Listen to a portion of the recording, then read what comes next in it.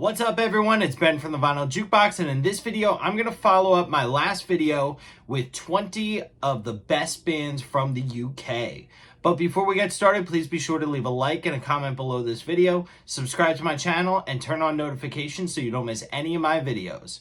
Alright, so for this list, I wanted to just keep it to 20 UK bands, mostly because of the fact that a lot of my UK bands, my favorite UK bands I have on CD, and I wanted to keep it to just a vinyl list. So without further ado, actually before we get started again, I found this group of bands a lot easier to put together than my US list. And unbeknownst to me, it looks like I am more of a fan of UK bands than I am US bands, because I'm looking at this group of records, I'm like, wow, these are probably some of my favorite bands. All right, so without further ado, I'm going to start off with a band for number 20 that I recently started doing a deep dive into. And that would be UFO. Now, this is one of those bands that, never really made it to the big time in the 70s in terms of big commercial success, but heavily influential, especially their live album, Strangers in the Night. Definitely an Eddie Trunk favorite if you follow his show on Sirius XM. But very influential to guitar players like Slash, guitar players like Tom Morello, and the list goes on and on and on. But great hard rock sound, classic sounding songs, very catchy hooks, very catchy riffs. And the guitar playing is just phenomenal. Michael Schenker, their guitar player, who also played with Scorpions and did his own thing in the Michael Schenker group.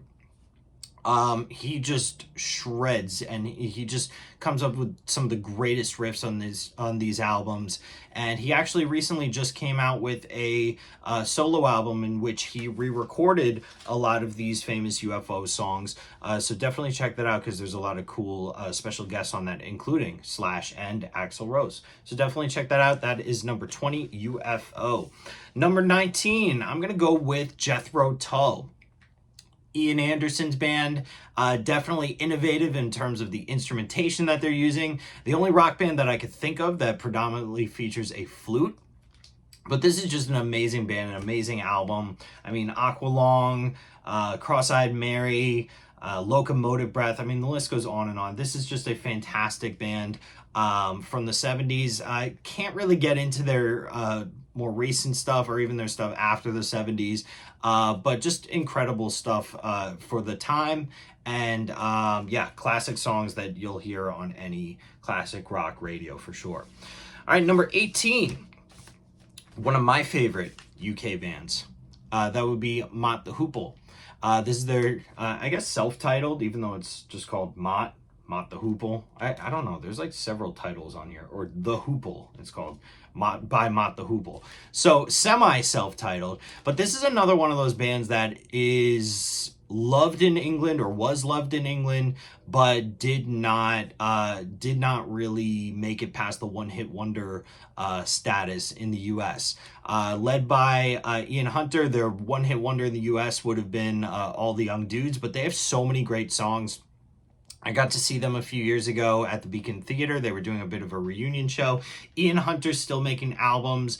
This band, definitely a big, I guess you would call them power pop, 70s. Some people would call them glam rock. I don't really think that they fit under that category, but definitely a very important band in the 70s in terms of influence. I mean, you have Def Leppard. You could hear their music in Def Leppard. You could hear their music in a more recent band like the Struts. So just fantastic stuff. That's Mott the Hoople, and that would be number that would be number 18. All right, I'm going to try not to lose count like the last video. All right, number 17. One of my favorite UK bands, definitely The Faces. This is not as good as a wink to a blind horse. Just the best vocals that you will ever hear out of Rod Stewart. I know a lot of people don't consider him a rock singer. You have to listen to the Faces stuff. You have to listen to his solo stuff from the early 70s. Rod Stewart is one of the best singers of all time, and he really shows it on these albums. I mean, this features probably their biggest hit, Stay With Me, but they have so many other great songs, just a sleazy, like, bar band kind of feel, but also a lot more, put together than that, but just a great stuff from the Faces. It's a shame that they couldn't at least do like a full-on reunion. I know that they've done little shows where they've kind of jammed or popped up together, especially Rod Stewart and Ronnie Wood. But it's too bad that this group was never able to get really truly back together. And a product of the Small Faces. So I guess the evolution for the Small Faces, but they're not in my list, just the Faces. All right, number 16. Number 16, I'm going to go a little heavier, a little harder. That would be Motorhead. This album's Iron Fist. Motorhead, one of the most powerful three pieces that you will ever hear. Led by Lemmy, of course, and just a powerhouse until the day he died, pretty much, living that rock and roll lifestyle. Ace of Spades, I mean, Bomber, Overkill, I mean, the list goes on in terms of songs that are just hard rock staples. Motorhead, an influence to so many great bands. 17, so that was 16. Now we're on number 15. That would be the Kinks. The Kinks, godfathers, I would say, of garage rock. Just loud, catchy songs. You Really Got Me. I love this band. I'm not sure if they play together. I know that the brothers do their own thing a little bit, but I really like their older, their old stuff, their early stuff, I should say. I prefer that stuff definitely over their more recent music. But just classic songs. Lola, so heavily influential, and held their own definitely in a time where like the Stones and the Beatles were definitely making the headlines in terms of UK music. So that would be number 15. Number 14, Cream. Wheels of Fire. Well, Cream, any album from Cream. But another powerhouse three-piece featuring Eric Clapton, Jack Bruce. You have Ginger Baker on drums. Just classic songs, really brought a little bit of heaviness to the psychedelic sound of the time. And just amazing stuff from them. I wish I could have gone to that reunion tour. Wow, it's almost, I think it was about 20 years ago. But that'll never be again. But I know Clapton still plays a lot of their music live as well. So that's number 14, Cream. Number 13, T-Rex, Mark Bolan. Well, I guess they were a three-piece at times. I know that they kind of varied in the size of the band. But another one of those bands that was much bigger in the UK, more of a one-hit wonder in the US with Get Along, Bang a Gong. But T-Rex, and I love this album, Electric Warrior. I mean, Mambo Sun, Cosmic Dancer, Jeepster. I mean, this and The Slider are just those two T-Rex albums that I could listen to over and over again. So heavily influential. Mark Bolan, definitely part of that glam rock scene for sure. But just great band, great sound. Love it. All right, number 12. We're going to go with the Sex Pistols. We're going to go punk here. All right, the first of the punk bands for sure. So that's number 12, the Sex Pistols, Johnny Rotten, Glenn Matlock. Just amazing stuff and really innovative at the time. They had the look. They had the sound, whether it's you consider them to be good musicians or lousy musicians. I would probably... I mean, they were good for what they did.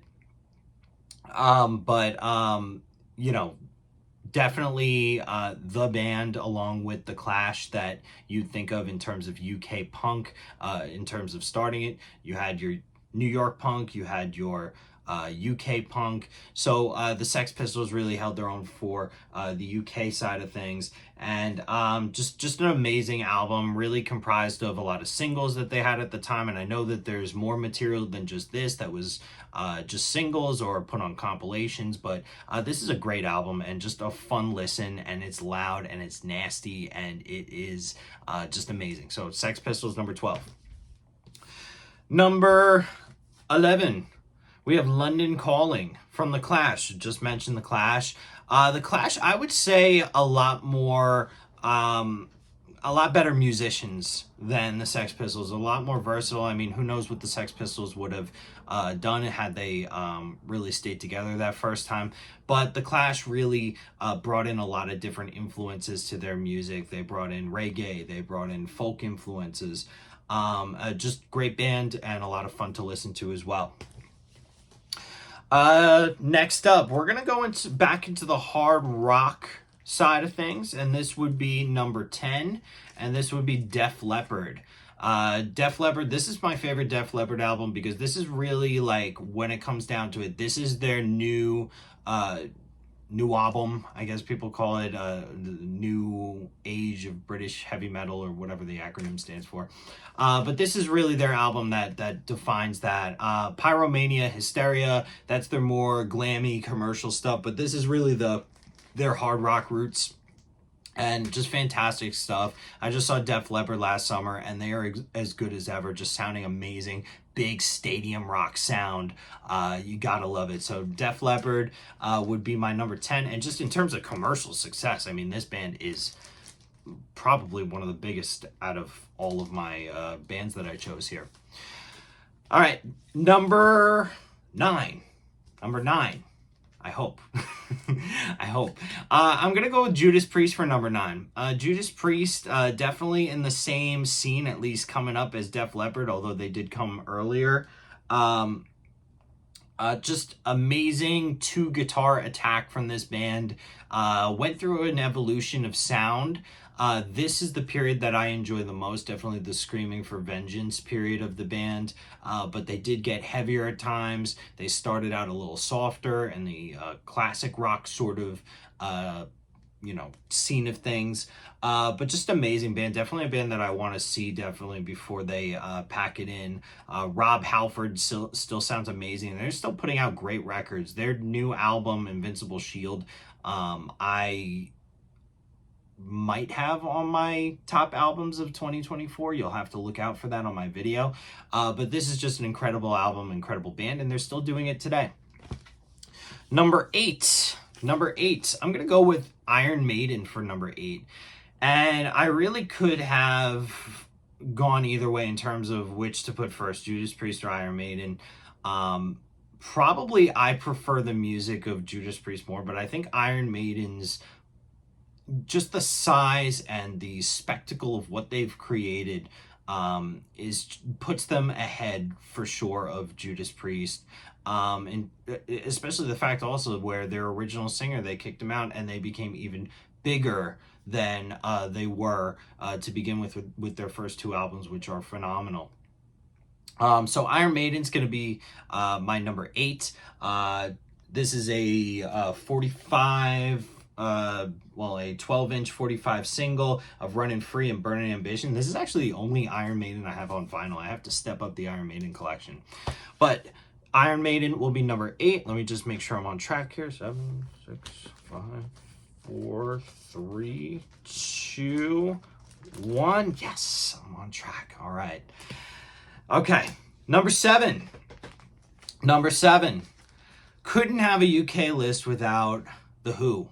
The Who, one of those bands that, they really had a unique sound for their time at the beginning, brought a lot of acoustic guitar into their music, but later on had a big stadium rock kind of sound to them. Keith Moon passing, they kept going even after that, but the sound really wasn't the same. But they were really the band that were innovators of the rock opera. We have Tommy, Quadrophenia. I have to say that their rock opera stuff isn't my favorite. I like songs off of them, but I find them a bit exhausting in a way. I definitely prefer albums, you know, such as Who's Next and stuff like that, you know, over the rock operas, but definitely innovative and, you know, one of the top for sure. Number 6, Pink Floyd. Pink Floyd, just amazing prog band, a band that you can sit back and relax to. Every album sounding completely different from the other. Different eras of the band. Definitely the David Gilmour era. David Gilmour, Roger Waters era was my favorite of the band for sure. But even the later David Gilmour stuff, Division Bell, is awesome too. Amazing sound from them. Really brought the concept album, gave the concept album a new life with The Wall, and even, you know, you could say that any of their albums are pretty much a concept album. And I also love, and especially after watching a documentary on Netflix about this, the Hypnosis album covers, just have a whole new appreciation for those since seeing the documentary. I don't remember what it's called, but definitely check that out. All right, next up, we're on number 5. Wow, number 5 already. I'm going to go with Deep Purple on this one. Another one of those bands, even though they're really big in the US, from what I've heard, they are like Led Zeppelin status in the UK, in Europe. But just amazing band, and amazing that this band was still able to sound so great with all the lineup changes that they had. This is your classic Mark II lineup with Machine Head, Ian Gillan, the one that they're basically touring with now, except for the guitar player and you know, of course, keyboard player. But you know, they were even able to sound fantastic with the oh my gosh, with the Glenn Hughes era and David Coverdale. There we go, that's the name. Glenn Hughes, David Coverdale. So I love all eras of Deep Purple for sure, but you know, I'd have to say that this one's probably a slim favorite over the David Coverdale era. You know, this is their classic album with Smoke on the Water, Lazy, Highway Star. I mean, come on. This band was fantastic live. If you haven't seen them, be sure to see them because they still sound as good as ever. All right, number 4. I'm going to go with Black Sabbath, the godfathers of heavy metal. You know, Black Sabbath, another one of those bands that went through a few different incarnations, but I'm really going to focus on their classic era. They had their first 4 or 5 albums that were just untouchable, fantastic. Even with their reunions and everything, they got even bigger and bigger. Innovators of heavy metal. We wouldn't have heavy metal today if not the heavy metal today that we have without Black Sabbath. So really love this band, and really love how, you know, in the early days they had this more jazzy swing kind of style, like a heavy swing, very psychedelic kind of sounding too, but also very heavy. And then, you know, in the Dio era later on, they switched to more of like a classic, like drive-in metal sound. But you know, this era is definitely the classic one, definitely a favorite. And look at that album cover, so creepy. Especially the glare on the record, that makes it even more creepy. All right, so we're on number 3. Wow, number 3. We're getting to the real the real untouchables here. So this one, you know, people are going to disagree with my top 3, and that's okay. I'd love to talk with you guys about in the chat about this, but this was truly you know, this was truly subjective, the way that I chose these. So you could definitely fight me about this in the chat below. Number 3 is going to be Led Zeppelin. I mean, Led Zeppelin, I mean, they kind of speak for themselves. What could I say? Amazing guitar playing from Jimmy Page, amazing riffs that, you know, you'll hear anywhere. Classic rock radio. You'll hear it from bar bands. Robert Plant, his amazing vocals, his amazing stage presence basically defined what a frontman should be at the time. Tragically, John Bonham died, and the band really had to end. They were able to get together for one reunion concert, which I also have, which is it's over there, but it is a phenomenal live record. Probably probably in my top 3 live albums of all time. But Led Zeppelin, just an amazing, amazing British band. All right, number 2, the Beatles. The Beatles. Now, all of you are going to be screaming at your screens right now.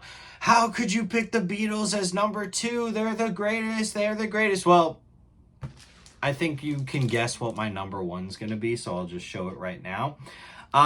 You know, these two are 1A and 1B. I mean, these two are just, you know, the inventors of rock and roll as we know it today. Obviously, you have your rock and roll from the 50s and everything, but these two bands, as part of the British invasion, changed everything. They brought the blues back to the US, basically retaught people in the US their own music, their own heritage. And just, I love these bands so much.